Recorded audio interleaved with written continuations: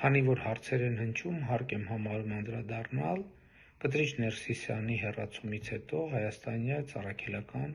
Սուրբ Եկեղեցու նորոգման այն ճանապարհային քարտեզին, որը մի քանի օր առաջ հրապարակել եմ և հերթով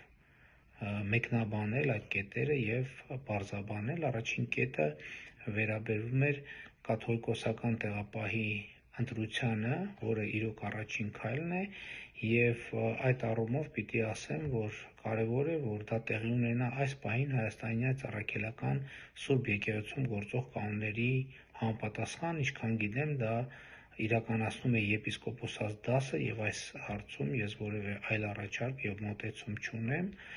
և ուզում եմ ասել, որ կաթողիկոսական տեղապահի առաջնային գործը պետք է լինի հայաստանյան առաքելական Սուրբ Եկեղեցու նոր կանոնագրքի ընդունման պրոցեսի կազմակերպումը։